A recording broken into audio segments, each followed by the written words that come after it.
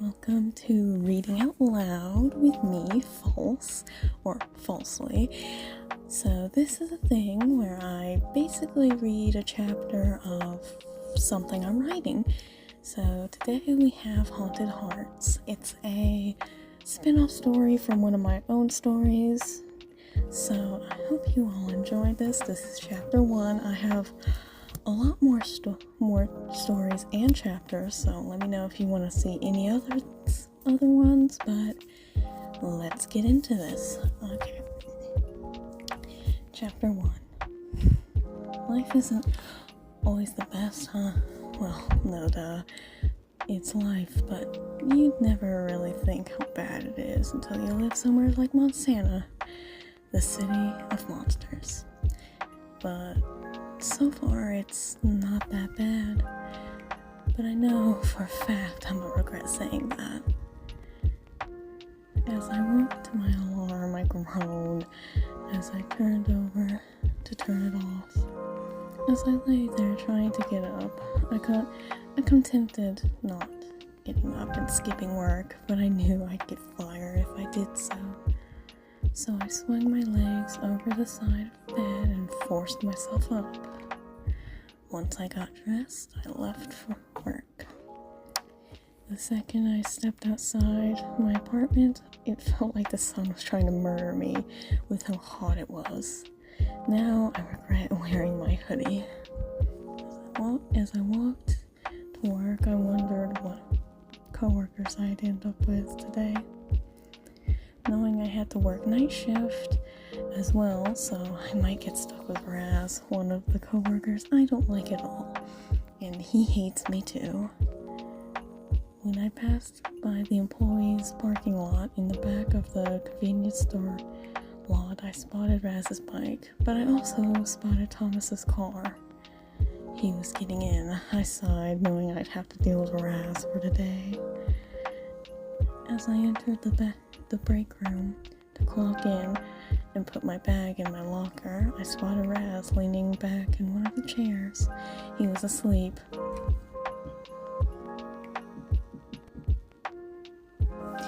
"You're late." I jumped slightly at his voice. I looked over to him. Clearly, he wasn't asleep. "I am?" I looked at the clock, seeing I was only 2 minutes late. I'll get Dad to cut your pay. Worst thing about working with Raz? His dad's the owner of the store, so he tells everything to him. Later, I was at the counter, watching cars drive by through the window. It was the perfect day for a long day at the park. I thought to myself, since the sun was shining, but sadly I was stuck here. I knew it was going to be raining tomorrow, and that was my day off. Just my luck. That's when someone came in. I stood up straight. I knew that black and neon green hoodie. It was Levy, a regular and my roommate. After a few minutes, he came up with a few things. A soda and a bag of chips. "Can I get this?" I nodded. "What about a family discount?" He jokes as I check the items out. No, being roommates does not mean we family. He sighed, leaning against the counter, clearly wanting to chat. "So, how late did you come home last night?" I asked, as I packed the stuff. Around 5. 5? Dude, you need sleep." He laughed, his fangs showed for a moment. "Sleep? Rosa, I don't need sleep." Rosa. That was his nickname for me. My name was Rose, but I never stopped him. "So, Mr. Grumpy here today?" Levy asks, as he scans around the shop. I nodded. Mr. Grumpy was our nickname for Raz. "Yeah, got him for tonight." He sighed, taking the bag. "I'll be back later tonight then. Stay strong, Raza." He winked before leaving. A few hours later, I was stocking a shelf while Raz was at the counter. "Hey, Calloway, I forgot to say, but we got a delivery tonight," he says. I sighed, looking over at him. "Okay, also it's Rose, not Calloway. That's what's on your name tag, so that's what you get called. Okay, Rasmus, I muttered as I went back to work. Sure, I had my last name instead of my first on my tag, but I didn't want people knowing it, especially in this neighborhood. As it got dark, I was in the back for a while taking a break, until Raz came in. Calloway, get out of here. Or get on. I sighed, walking back into the front, seeing there was a group of people now. After they left, I noticed Raz went into the back. I was hoping he wouldn't leave early. I didn't want to be alone. But sure enough, he came out in normal clothes. Okay, see you later. Don't forget about the delivery. My eye twitched slightly, but I nodded. You sure you want to leave me here? You know, this place is bad. Look, I got somewhere I gotta be. A party? He glared at me, a scowl on his face as he got defensive. At least I go to parties. I shrugged. Whatever, you can go now. He hesitated slightly before saying quietly, I'll call you later to make sure everything's okay. I was shocked that he cared enough, but I didn't show it. Yeah, okay. He nods, then leaves. Later, it was now dark. I had dragged a chair behind the counter so I could rest slightly. Not having anything else to do, I zoned out, daydreaming of my day off. Maybe I'll do some grocery shopping since I needed it, since there might be a pack of crackers left. Maybe I'll invite my best friend Trixie to tag along since she doesn't have work tomorrow. But as I thought that, I heard the bell above the door. I looked to see no one. I shrugged, going back to what I was thinking about. But the second I remembered what I was daydreaming about, I heard a soft I jumped slightly, straightening up. I saw a tall guy with longer white hair and some red in it. He must have been a half monster since he had wolf ears. Oh, sorry. I didn't mean to startle you. His voice was quiet but slightly gruff. I shook my head. Oh, no, it's okay. He nods, placing his items on the counter. I started checking them out. I glanced up at him a few times. He seemed sad. So, how's your day been? Oh, not very well. I looked at him, our eyes meeting for a moment before he looked away. Oh, why's that? I asked.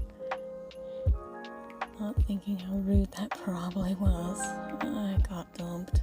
I paused my movements. Oh, why? You seem like a nice guy. I said that last part quietly. She said I was too intense. His ears flattened. Oh, you seem nice. He laughed bitterly. Really? From looking at me. Name one nice thing. I looked him over for a moment. He wore a cozy-looking blackened maroon sweater, black jeans. I like your hair. It looks fluffy, and I like your style. He froze before he looked at me, a slight blush on his face. You think? Yeah. He smiled. Thanks, I needed that. I quickly bagged his stuff, and he paid, but I stopped him before he could leave. Oh, wait. I grabbed one of the candies out of the counter. They weren't selling anyways. I handed it to him, a hand brushed against his. He stared at the candy. I know it's not much, but I hope it makes you feel better. He smiled. Thank you. He quickly left after that. What a weird guy. He was cute though. I hope he finds someone to love instead of mean people. As I was in the back taking inventory since there was nothing else to do, I heard the bell. I rushed back to the counter. I didn't see anyone, so I guessed they were somewhere in the back of the store, like where the slushies were. But the second I turned my back to check something, I heard a voice say, "Excuse me, miss." I turned back, coming face to face with a gun, being held by a guy with messy brown hair. I froze, my eyes wide. "Give me all the money in there," he says as he points to the cash box.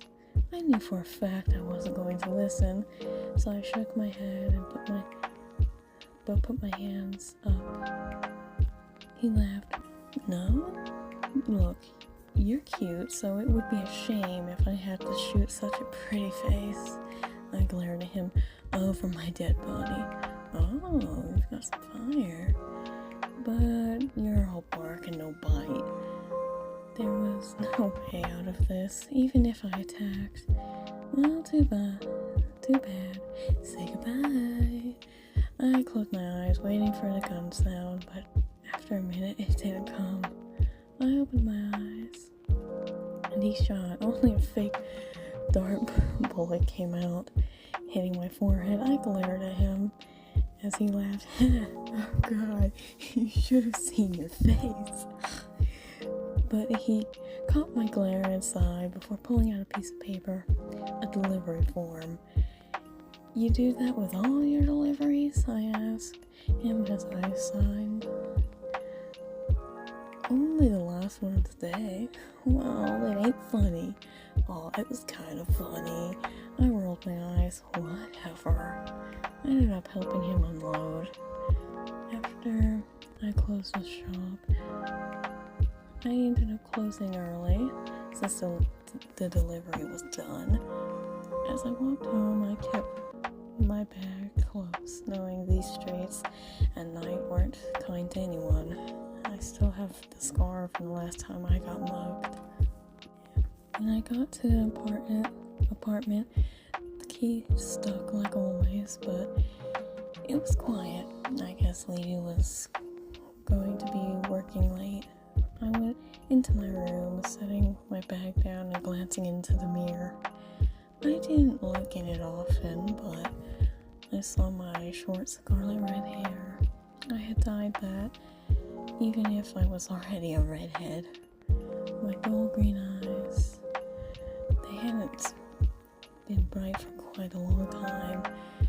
When I laid down, my whole body relaxed, finally rest. But as I dozed off, I heard something. Thinking it as just the cat, I didn't think anything of it. Oh, poor thing.